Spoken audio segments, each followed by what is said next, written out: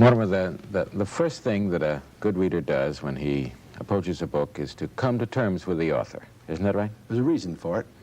Authors often use the key words in their writing with very special meanings. And unless the reader notes what those special meanings are, he will not understand what the author's trying to say.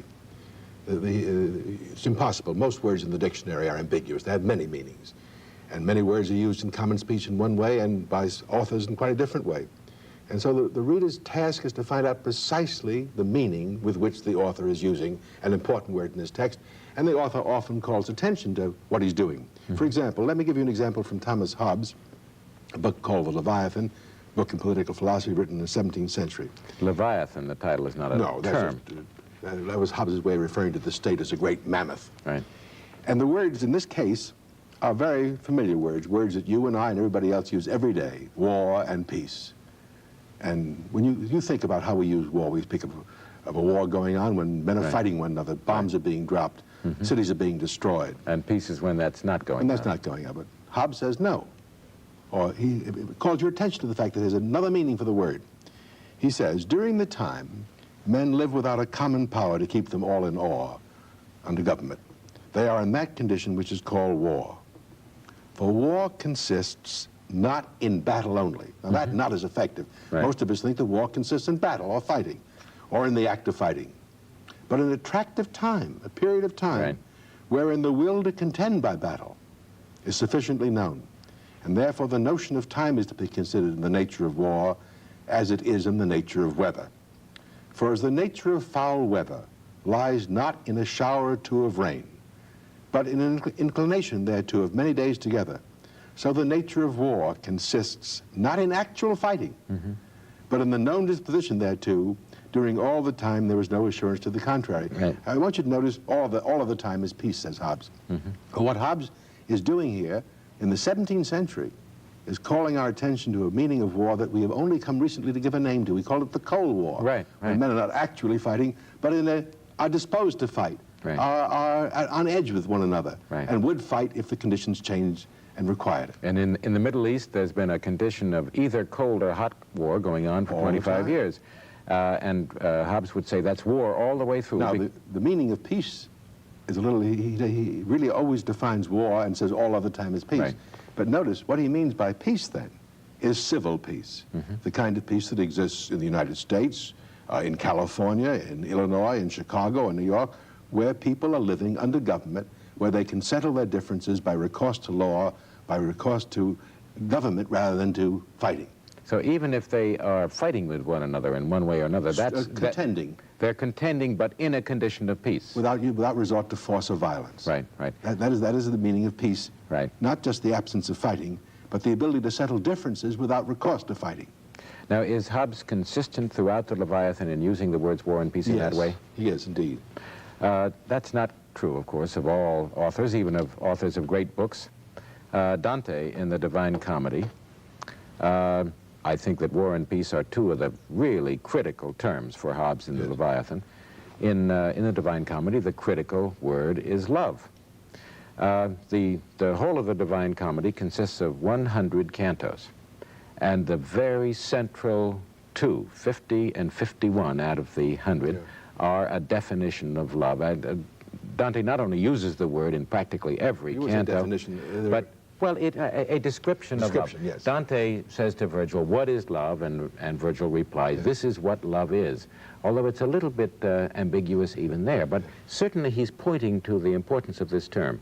But you could just as well discover that love changes its meaning throughout the poem by reading it straight through and discovering, for example, in the 5th canto of the Inferno, in hell, that Francesca is there in hell because of her love. Her love is wrongly directed. It is a love that tends toward lust. Now, when you come to the purgatory, you find another lady, La Pia, who is in purgatory because of her love. It's different from Francesca's love. It is transitory. It is not permanent. She only had it for a moment just before she died. And then finally you come in heaven to another famous lady, Picarda, who has still another kind of love. This one is incomplete, it's lukewarm, it is not sufficient, but it is rightly directed, and it was rightly directed throughout her life, so she is in heaven. But she's in a lower level of heaven. So love is not a single term in Dante, it's a whole series of terms. It's a whole series, it has a whole series of meanings. And the reader, the good reader of Dante, must play up and down that series of terms. And follow Dante along as though he were chasing a rabbit to catch him as he changes. Now, authors, Hobbes doesn't say definition. He just introduces it by saying, war does not consist in battle only or in the act of fighting. And you know he has a special meaning of war. Now, Aristotle, in a book on physics, which is concerned with motion, when he gets to saying exactly what motion is, puts the word definition down. So you know he wants you to come to terms with him here. And it's not an easy definition. He says that motion is the actualization of what exists potentially insofar as it exists potentially. Now, that's not easy. But let me just explain that for a moment. Let me take this pen, and I roll it across the table. It started out being here at rest. I push it, now it's at rest again. But while it was in motion, it was an actualization of its being in the next place, while it still has potentiality for going on to the next place until it stops, and then it's completely actually there and no longer in motion. Right. Now, in addition to his defining motion in that very special way, the actualization of potency while it's still in potency. Those are tough words. They are indeed. He also calls our attention to the fact that he's using motion in a way that we don't use in ordinary speech. He says motion includes, I mean the word motion to cover alteration, the changing of an apple or a leaf from green to red as the autumn comes on, or increase and decrease, the blowing up of a balloon, getting larger in size, or coming to be and passing away, a child being born or an animal dying. And only one of the meanings is local motion, or this kind of motion which is what we ordinarily think of motion as being. Right. Well, we ordinarily use the word change for those four kinds of things and use motion for one of them, but he says, I'm going to use the word motion for all four. And unless you do that, you aren't paying attention to what Aristotle means, and you haven't come to terms with him, and you won't understand this text. Actually, you don't have to agree with his meaning. It doesn't matter whether you think he's right in the word, in the meaning that he gives to the word, but if you agreeing or not, you have to follow him the way he goes. Well, unless you know what his meaning is, you can't tell whether he's right or wrong. That's right. You're not reading the book. And the book, Physics, the physics of Aristotle, is about nature. Physics means nature, doesn't it? And nature is the realm in which things change. The play King Lear of Shakespeare is also about nature. It's often been pointed out by good readers of that play that that's a word that's used about 60 or 70 or 100 times in the course of the play. Its meaning, too, changes. But, of course, Shakespeare is not so explicit in saying to you as Aristotle is, watch for the changes, see what I'm doing. But you know, Charles... Well, wait a minute, Mortimer. For example, Lear often talks about nature, his natural children, his unnatural children, their unnatural actions toward him, their persecution of him, and so forth. And there he's referring to human nature. But in the third act, at the beginning of the third act, Lear is subjected to the persecution of the heavens when the terrible storm on the heath comes, and that's external nature. Now, the word is not used.